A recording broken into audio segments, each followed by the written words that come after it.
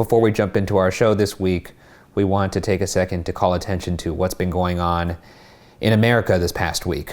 Our hearts are broken for those in the Black community who are hurting and who have been hurting worse than we can imagine in the wake of the senseless murder of George Floyd and the continued attack on innocent Black lives. We are with you. We cannot know your struggle, but we can listen, we can donate, we can sign petitions, we can educate ourselves, and we can educate our fellow white and non-Black persons of color. We can also reflect on the myriad biases inherent in ourselves and society at large that bolster people of privilege while actively harming Black people. And we could also amplify Black voices and Black stories. We promise never to stop trying to be better allies and to never stop in the fight for reform to the way that our nation is unjustly policed. The money made from this video will be donated to bail funds across the US, and hopefully the first step of many we'll take as a company to make our world a better place. Now, if you're looking for ways that you can help, please look to our video description below for places to donate and resources to help spread awareness and education. Thank you. It's June 3rd, and it's time for Watch Your Weekly. What time is it? It's time for Watch Your Weekly! Woo!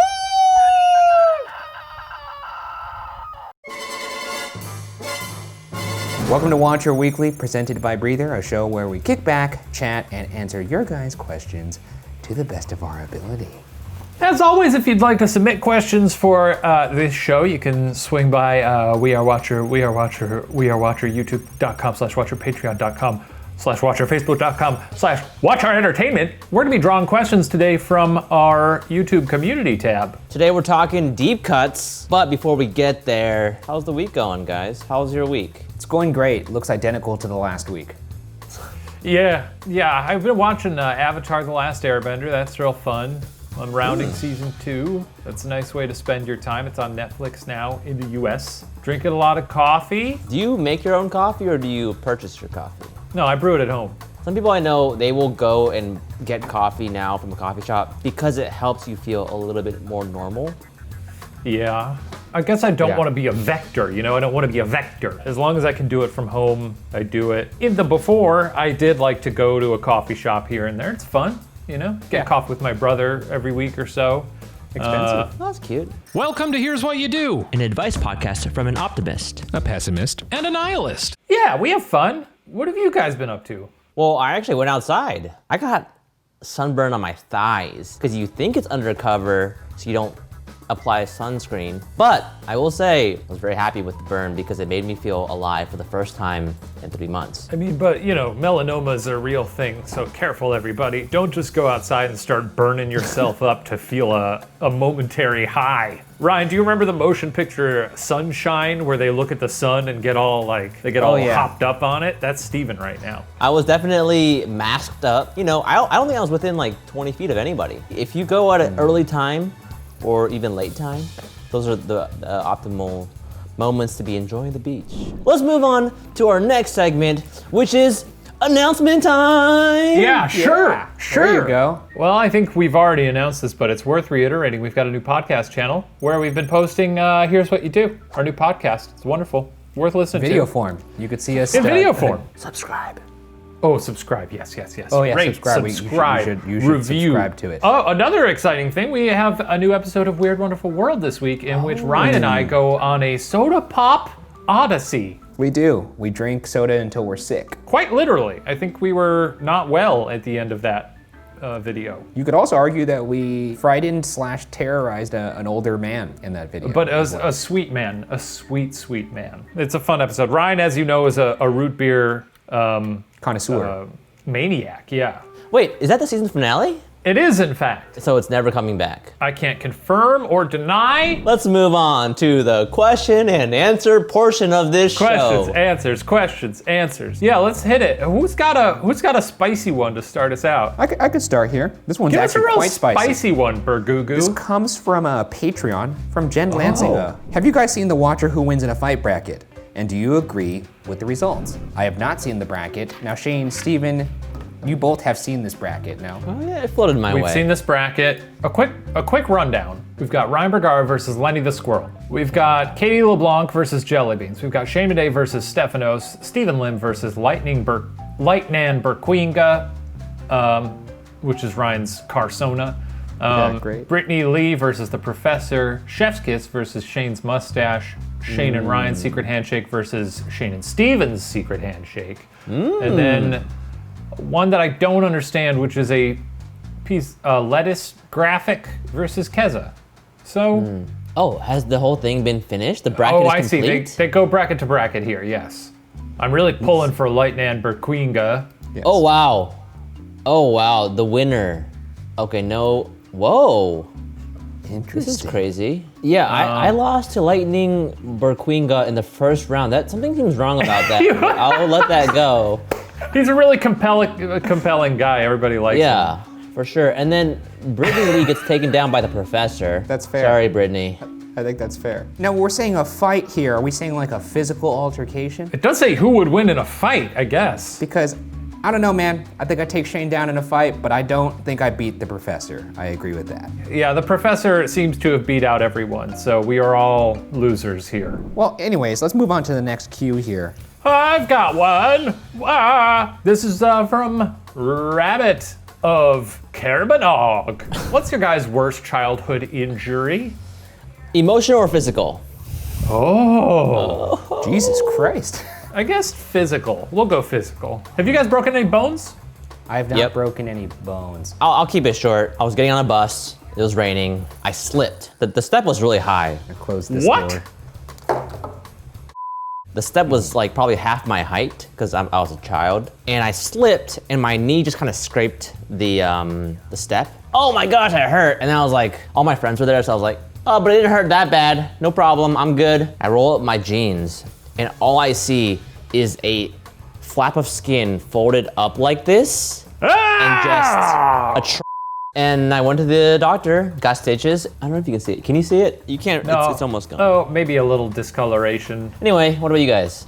I think mine maybe, I was at a campground with my brother and my family, not just me, I was probably like, I don't know, 9 or something.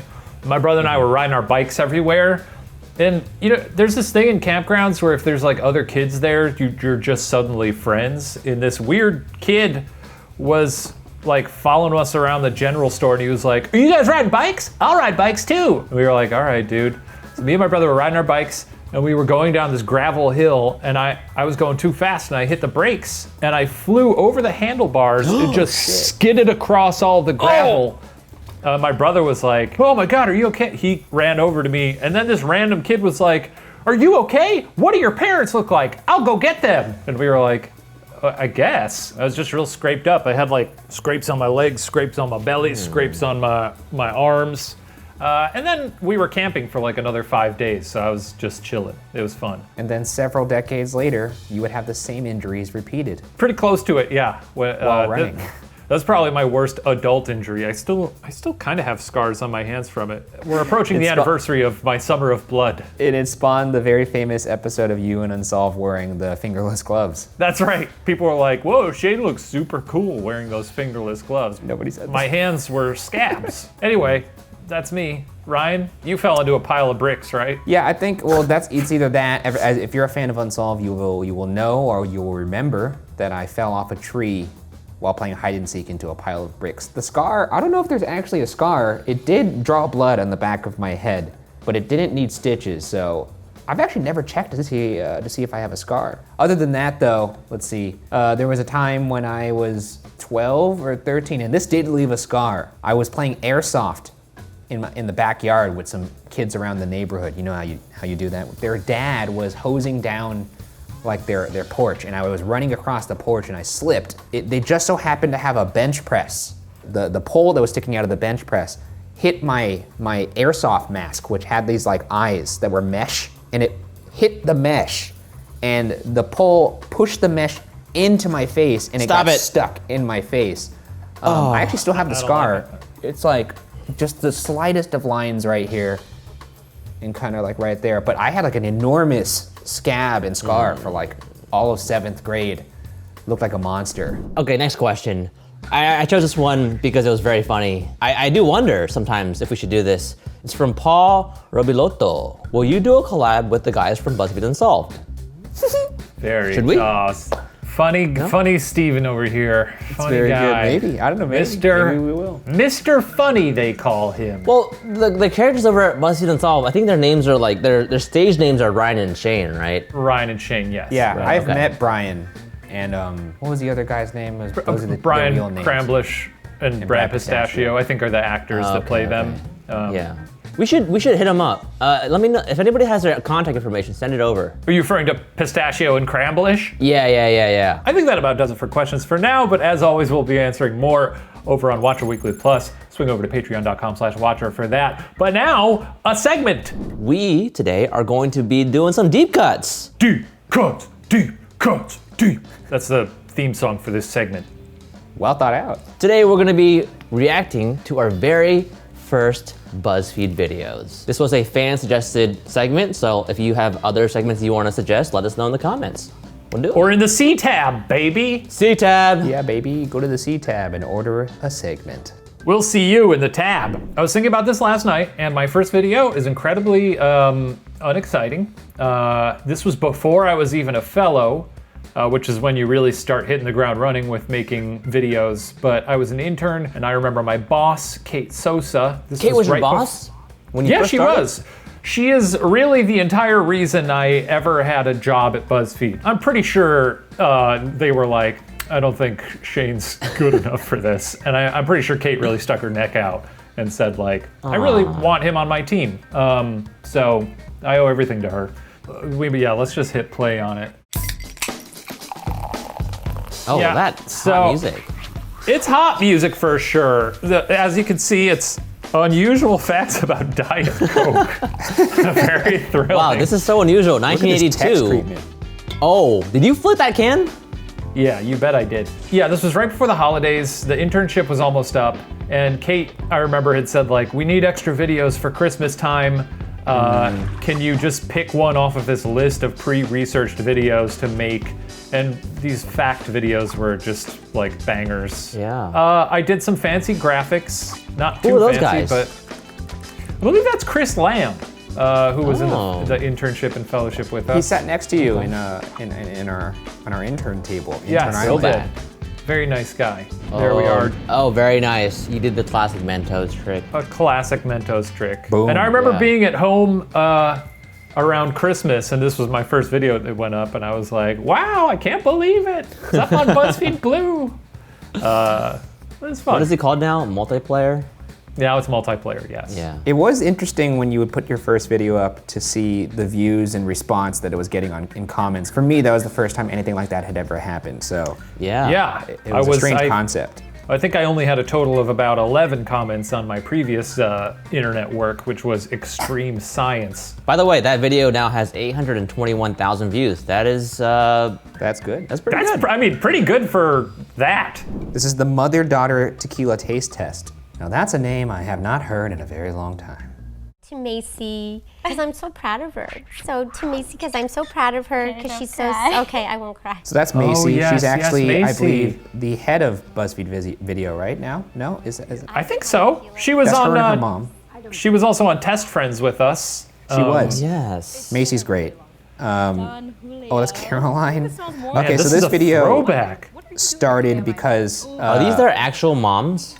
these are their actual moms. No, I went on Actors Access and cast all these older women to play their moms. No, these are their actual moms.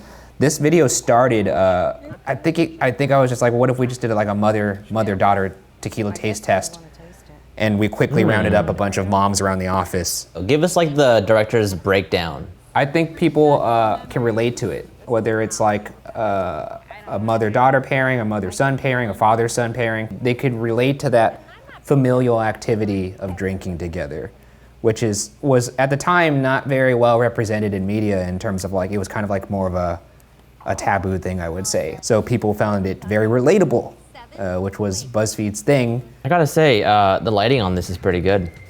Yeah, that was also another thing, was like, at this time I was dead set still on becoming a cinematographer, so I just used this as an opportunity to show off lighting. All right, it's my turn. When I got to BuzzFeed, I was like, I'm here to make cat videos, because that's what they do here, right? I honestly had no idea That's super fun.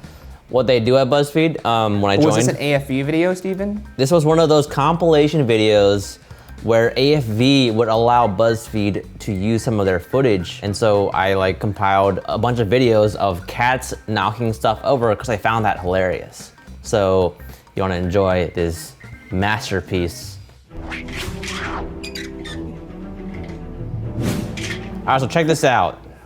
That's a cat. Oh, no, this is great because I actually had never owned a cat before. I didn't really know anything about cats. I honestly didn't really care about animals back then. It's a wiener dog. And I just thought this was the funniest thing in the world. It did very well on Facebook. I remember the threshold for a good video on Facebook was like hitting 100,000 shares. And I think this hit like 95,000 shares. I was like, dang it. Yeah, not that good was a enough. metric. Classic. I think I did one of these at one point too, and I was just like filling out my quota. And I was like, man, this video fucking sucks. And I was like, here you go. I never did an AFV video just because like, I would be lying if I said I didn't look down on them. I just thought they were the lowest form of content. Yeah, so I remember when I submitted mine to final, I was like, here's this piece of shit. Can I? It was my very first video. I'm very proud of it. And I mean, now I live with a cat, so things are great. And Does it I knock things understand. over in your house?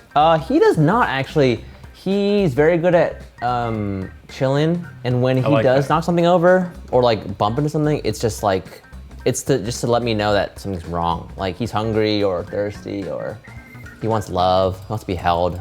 Don't we all? It's a good cat. Yeah, I think that about does it for this week, huh? Yeah, I would Yeah. say so. Don't forget to tune in to this week's episode of Weird Wonderful World. If you want to submit questions for next week, swing over to the C tab. And don't forget, we'll be answering more questions over on Watcher Weekly Plus over at patreon.com/watcher. We'll see you next week.